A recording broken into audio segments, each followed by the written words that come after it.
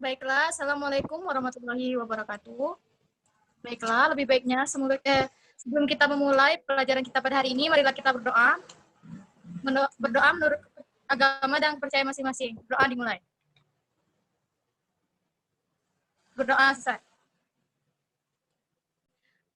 Baiklah, sebelum kita memasuki materi pada hari ini, saya ingin mengecek apakah masih ingat pada materi yang minggu lalu tentang alat-alat optik. Nah, yang pertama itu apa sih alat-alat optik? Ada yang tahu?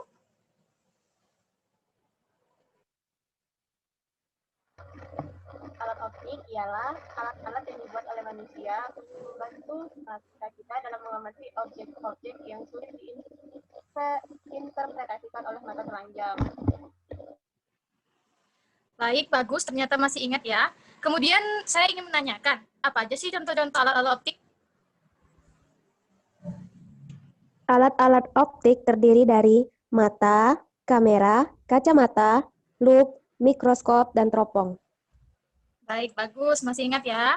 Nah, kemudian minggu lalu telah saya tugaskan dan dikumpul pada malam kemarin. Nah, sudah saya cek tugas-tugasnya dan sudah dinilai. Nanti saya share di grup ya. Kemudian materi kita pada hari ini adalah menyambung tentang alat-alat optik yaitu pada mikroskop. Nah,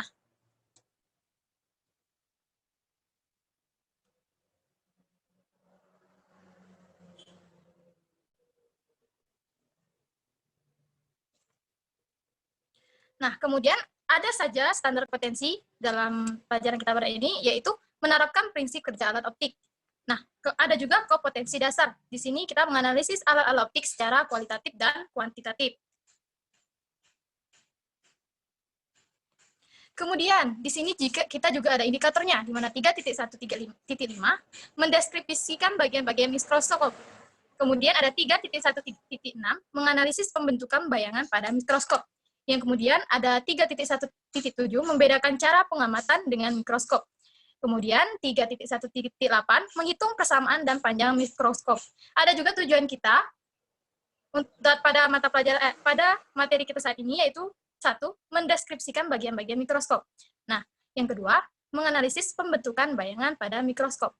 Yang ketiga, mendeskripsikan pengamatan akomodasi pada mikroskop. Keempat, mendeskripsikan pengamatan tak akomodasi dengan mikroskop. Kemudian, 5, menghitung pembesaran oleh mikroskop. Yang keenam, menentukan panjang mikroskop. Yang akan kita jelaskan berikut ini. Nah, sebelum Ibu masuk untuk pembelajaran, kita harus tahu dulu apa itu mikroskop. Nah, ada yang pernah melihat mikroskop? Waktu SMP ada yang pernah? Pernah. Nah, bagus. Nah, kalau diperhatikan gambar, itu ada gambar, ada A, gambar di samping. Nah, alat ini sering kita gunakan di laboratorium, khususnya biologi, untuk melihat benda-benda yang kecil atau kasat mata. Nah, mikroskop ini adalah alat optik untuk melihat benda-benda teknik seperti amoeba, sel, atau bakteri. Nah, apa sih sebenarnya mikroskop ini? Jika kita amati pada gambar B, tentu kita akan tahu. Nah, kita lihat di sana, mikroskop tersusun dari dua lensa positif. Lensa yang dekat, benda dinamakan lensa objektif atau FOB. Dan lensa yang dekat mata dinamakan lensa okuler, FOK. Benda ditempatkan di ruang kedua lensa objektif, sehingga bayangannya bersifat nyata. Terbalik, diperbesar. Kemudian, bayangan oleh lensa objektif diteruskan pada lensa okuler. Nah, lensa okuler mikroskop bertindak sebagai loop, berarti bayangannya adalah maya, tegak, diperbesar. Bayangan akhir oleh mikroskop adalah maya, terbalik, dan diperbesar. Di sini juga mikroskop ini sudah juga ada bantuan seperti kita melihat pada pengaplikasian loop minggu lalu. Nah, selanjutnya kita juga harus tahu penggunaan mikroskop. Nah, dari mikroskop ini ada lensa objektif. Nah, lensa objektif ini bersifat seperti loop. Nah, kayak kita minggu kemarin tuh membahas tentang loop. Nah, maka pengamatan dengan mikroskop juga memiliki dua jenis akomodasi utama. Pahami penjelasan di bawah ini. Nah, ada nomor 1 itu akomodasi maksimum. Pengamat dengan akomodasi maksimum bisa terjadi jika jarak bayangan oleh lensa okuler jatuh pada titik dekat mata. Nah, untuk mata normal, memenuhi S aksen OK sama dengan min 25 cm. Sedangkan perbesaran angular, lensa okulernya memenuhi persamaan 3.1. Nah, yang kedua itu adalah akomodasi minimum. Pengamat dengan akomodasi minimum bisa terjadi jika bayangan lensa okuler di jauh tak hingga atau SOK aksen sama dengan tak hingga. Berarti jarak benda memenuhi SOK sama dengan FOK. Sedangkan perbesaran lensa okulernya memenuhi persamaan 3.1. Nah, selanjutnya di sini sudah seperti ada bagian-bagian dari mikroskop di mana lensa okulernya itu maya tegak diperbesar. Kemudian yaitu lensa objeknya itu nyata, terbalik, dan diperbesar. Bisa siswa-siswi melihat pada gambar yang telah saya sajikan. Berikutnya. Nah, ketentuan umum.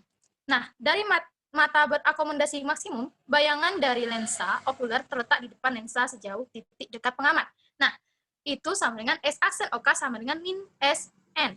Nah, kalau kita misalnya tidak diketahui S aksen OK, tapi di sana diketahui SN. Kita bisa menggunakan SN. Kan di sana sudah dijelaskan S aksen OK sama dengan min SN. Nah, jika mikroskop digunakan oleh mata tidak berakomodasi maksimum, titik jauh berada di terhingga, sehingga jarak benda okuler sama dengan jarak fokus okuler. Nah, pada mikroskop dengan mata tidak berakomodasi maksimum, di sana S aksen OK tak terhingga, sehingga SOK sama dengan FOK. Nah, jika diketahui soal itu, diketahui FOK-nya. Nah, kita menggunakan SOK. Nah, kita bisa memakai FOK sebagai penggantinya. Selanjutnya,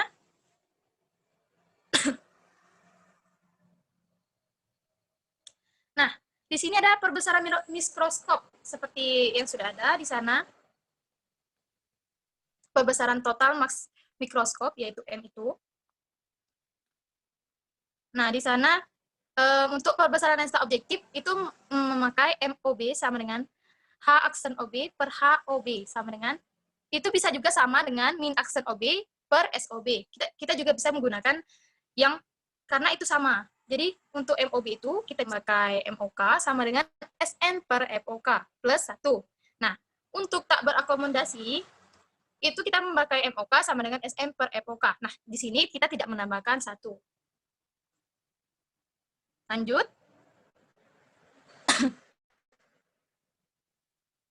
Nah, kemudian ada perbesaran mikroskop untuk mata berakomodasi. Nah, lanjut ya dari yang tadi. Di situ, M sama dengan MOB kali MOK. Nah, M sama dengan S aksen OB per SOB dikali, kita masukkan MOK untuk mata tak berakomodasi. SN per FOK tambah 1. Nah, ada juga untuk mencari panjang mikroskop, ada yang namanya D sama dengan S aksen OB plus SOK. Nah, keterangannya sudah ada di samping. D itu kita panjang mikroskop. Nah, bisa dilihat keterangannya di samping. Boleh di screen kalau ketinggalan. Baiklah, selanjutnya. Nah, kemudian perbesaran mikroskop untuk mata tak berakomodasi. Nah, perbesarannya M sama dengan MOB kali MOK. M, kita masukkan MOB yang sudah kita cari tadi. S aksen OB per SOB. Dikali, masukkan yang kita cari tadi ialah SN per FOK. Nah, panjang mikroskop pada mata tak berakomodasi, itu D sama dengan S aksen OB plus FOK. Nah, bisa kita lihat keterangannya pada di samping itu. Nah, bisa di screen untuk pengingat. Baiklah, sudah di screen. Boleh selanjutnya? Nah, di sini ada contoh soal. Ini soal sudah saya bikin. Nah, kita lihat ya. Kita kerjakan sama-sama ya. Tapi sudah ada jawabannya, tidak apa-apa. Nomor 1, di situ ada pembesaran total sebuah mikroskop adalah 100 kali. Jika perbesaran yang dibentuk lensa objektif 5 kali, berapakah perbesaran lensa okulernya? Nah, penyelesaiannya. Kita cari dulu diketahuinya. Ada M, ada MOB di sana. Kita masukkan. M sama dengan 100 kali. Pembesaran totalnya itu ada 100 kali. Kemudian di situ adalah pembesaran yang dibentuk oleh objektif. lensa objektif itu adalah 5K. MOB sama dengan 5X. Salah ya, koreksi. Ditanya MOK. Karena berapa perbesaran lensa okulernya. Nah, di sana sudah sangat mudah, di mana kita sudah ketahui M-nya dan juga tahu MOB-nya. Kita tidak perlu lagi untuk menurunkan MOB, mencari SOB, tidak perlu. Di sana sudah jelas. Jadi kita tinggal masukkan saja. Kita masukkan rumus M sama dengan MOB dikali MOK. Kemudian kita masukkan. Karena kita mencari MOK, jadi rumusnya MOK itu sama dengan M per MOB. Di mana M-nya kita masukkan 100 dan MOB-nya 5. Jadi hasilnya sama dengan 20. Nah, jadi perbesaran lensa okuler mikroskop tersebut adalah 20. Baiklah. Jam kita juga terbatas ya. Jadi latihan soal ini Ibu bikin untuk tugas di rumah. Tugas di rumah untuk dikumpulkan minggu depan. Sama seperti tadi ya, tugas untuk pengganti tugas tadi, yaitu untuk pengganti dari portofolio kita. Jadi itu dikumpul juga minggu depan gambarnya. Kemudian ini ada 6 buah soal, kalau tidak salah ya. Nah, tolong dari nomor 1, UPR-nya nanti dipoto ya, bentuk PDF, bisa dikirim via grup. Nanti saya kumpulnya itu jamnya berbarengan, nanti saya chat di grup. Kemudian mungkin itu saja. Jika perlu ditanyakan, ada yang ditanyakan sekarang, boleh silakan. Ada yang ingin bertanya?